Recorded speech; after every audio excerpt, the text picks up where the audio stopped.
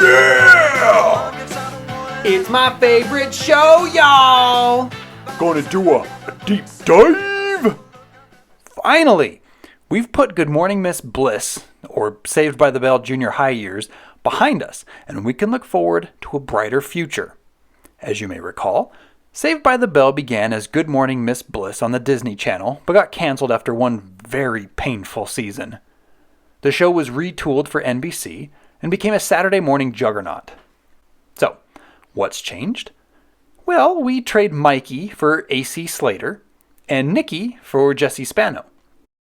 Kelly Kapowski is added to the cast of students, and we say goodbye to Miss Bliss, good riddance to Tina Palladrino, and a safe journey to Milo Williams. We've also changed entire states! We go from John F. Kennedy Junior High School in Indiana to Bayside High in California. Zack, Lisa, and Screech are present and have no memory of life in Indiana. There is zero explanation for this time and space conundrum. But hey! Belding is still the principal. Alright, enough of the Miss Bliss stuff. It's time for Saved by the Bell. So let's get going! Welcome to the Max, which was apparently designed by Lisa Frank. Max, the owner of the Max, wows us. No, not with the magic, but with a telegram. Why a telegram? Online trading exists in this universe. Why not use email? Bayside School learns, via telegram, that it will play host to Dance Party USA, a TV show where kids danced and singers sang. Hello, Kelly Ripa. The students are excited, and Slater immediately asks Kelly to be his dance partner. Zack questions Slater's dancing ability, and boom! We've got a dance-off. Hit it! Slater commands, and someone does.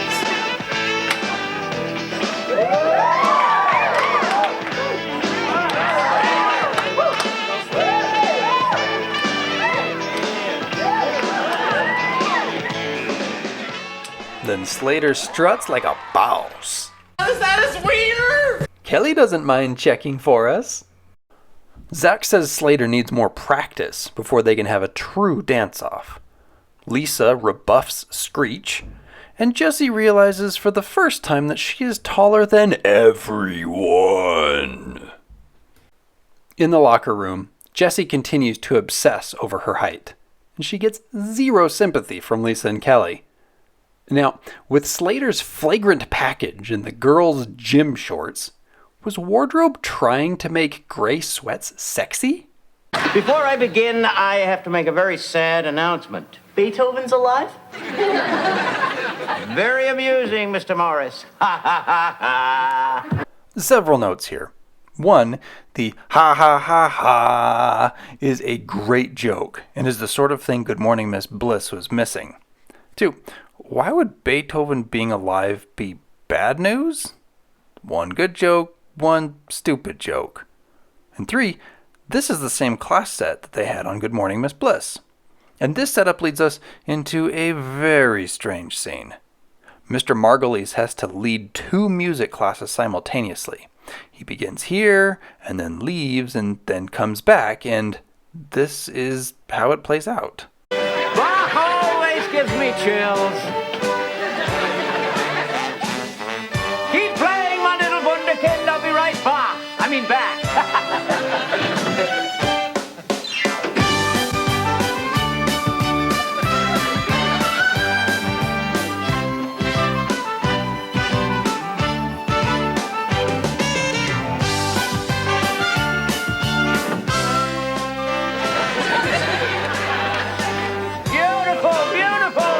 So they suck when he's there, but jam out when he leaves. Okay, that's random. And that's not the only thing that doesn't make sense. Here are some production notes, episode. And I'll sidestep the fact that these kids clearly aren't playing their instruments. How are the drums playing when Slater stops to talk? Yeah, dazzle us, preppy. Why have this kid playing the upright when an electric bass is clearly being heard? Is that a Clockwork Orange t-shirt? Yeah, dazzle us, preppy. Where is that sexy saxophone coming from? Ooh, side note. While I was doing the editing, I found the sexy saxophone. My bad. And who made Kelly look like an idiot? That cello is too low. The bow is hitting her knee. There is a stem on the bottom of the cello that can extend to make it more comfortable. You made Kelly look bad. For shame. Just over 2 minutes long, this scene takes up 1/10 of the entire episode. And the only thing it does for the plot is allow Jesse to reject Danny again. Moving on. Zack later admits to Jesse that he's faked being a good dancer for years. Whatever that actually means. Jesse agrees to teach him some moves to win the dance-off. Yikes. Casey Kasem visits Mr. Belding and asks for a favor.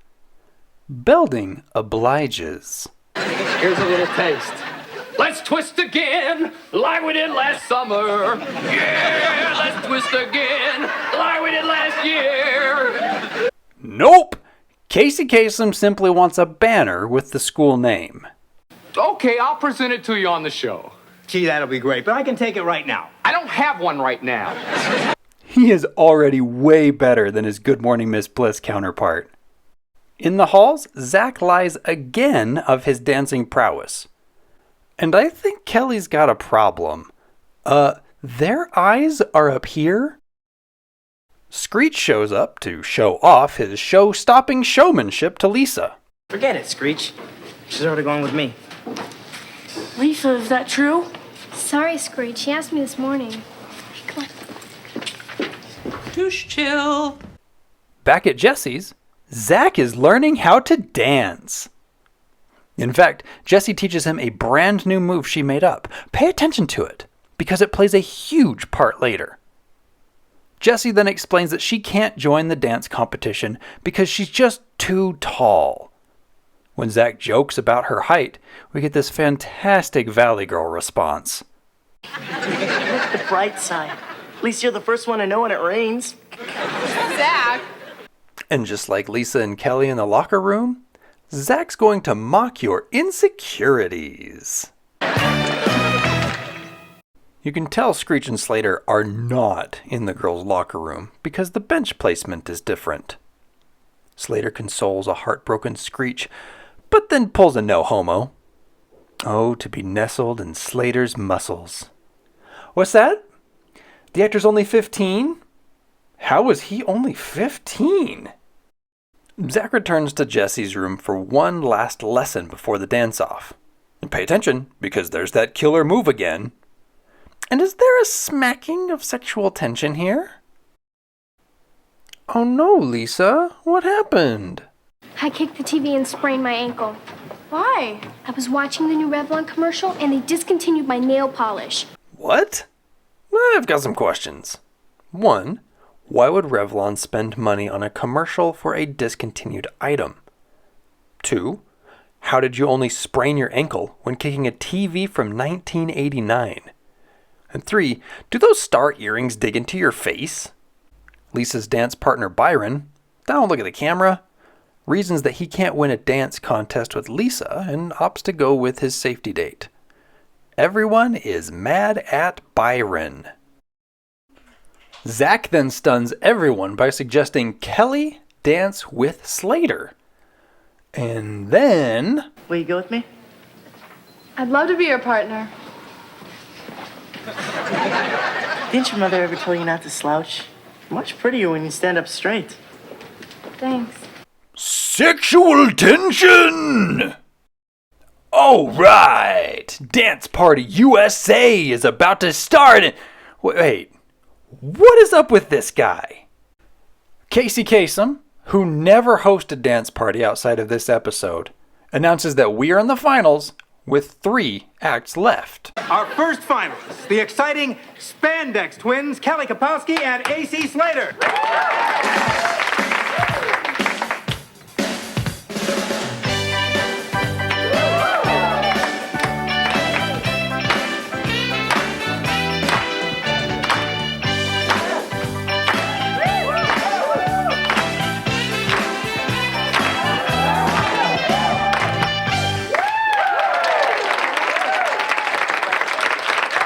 Spandex twins?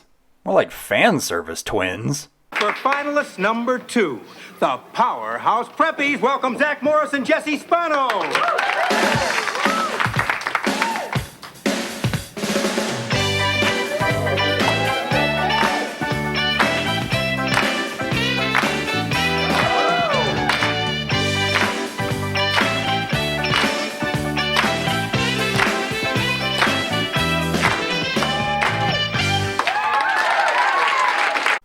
A few notes here.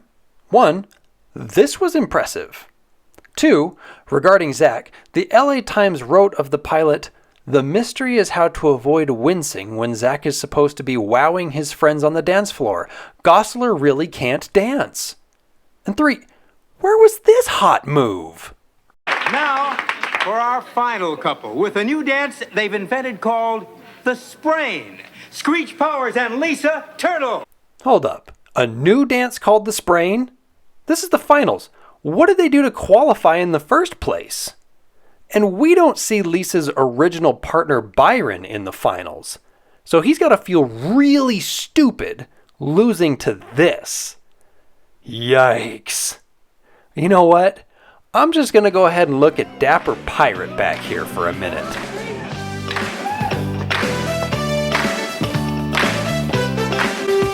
And why is their music different?